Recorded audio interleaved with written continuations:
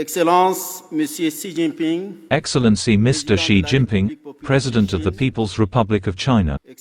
Excellency Mr. Bassirou Diomaye Faye, President of the Republic of Senegal and co-chair of the FOCAC. Excellency Mr. Mohammed Houdisha El Ghazouani, President of the Islamic Republic of Mauritania and Chairperson in Office of the African Union. Excellency ladies and gentlemen, heads of state, government and delegations.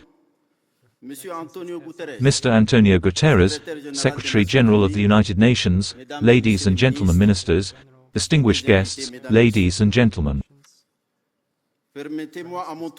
Allow me in turn to pay tribute to His Excellency Xi Jinping, President of the People's Republic of China, for the efforts made to strengthen the China-Africa partnership within the framework of FOCAC.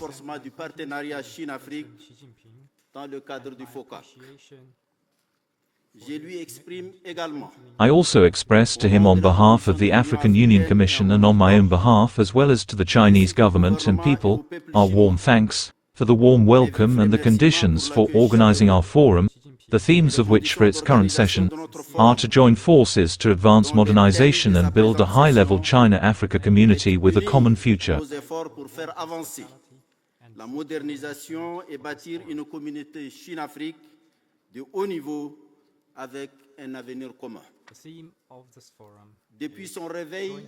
Since its awakening heralding national independence, Africa is mobilizing its energies to achieve its unity in order to be able to face the challenges of its development and freedom. It has measured the importance for each nation of its immunity. It has therefore never hesitated to support the principles of One China and its realization through a peaceful political process.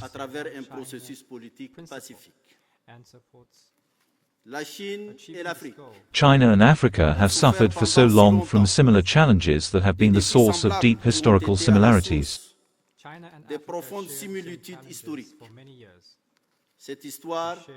This history written in pain has sealed a common destiny that has been the cement of our solidarity and other unwavering commitments to defend our freedom, our national independence, our development and the shared prosperity of our peoples.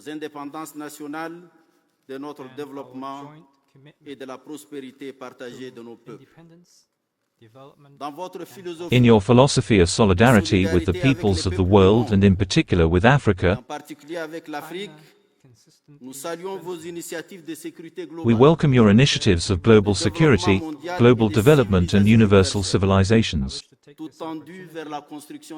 all aimed at building peace, solidarity and prosperity for the human race. They are in perfect harmony with the aspirations of Africa contained in the Agenda 2063. Excellency, ladies and gentlemen, since its launch in October 2000, right here in Beijing, FOCAC over the years of its existence has been distinguished by achievements in most African countries. These achievements have been reflected in projects undertaken in the sectors of infrastructure, agriculture, energy and many other areas. The volume of trade between China and Africa reached $282 billion according to IMF estimates in 2023. China has demonstrated its good faith towards Africa in its efforts to mitigate the impact of COVID-19 by providing a credit line of $10 billion.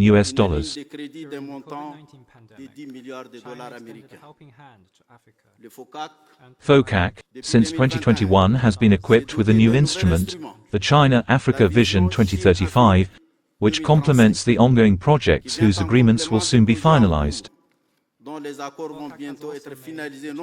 Particularly with regard to the African Union Commission, it is concerning Africa CDC and the Pan-African University.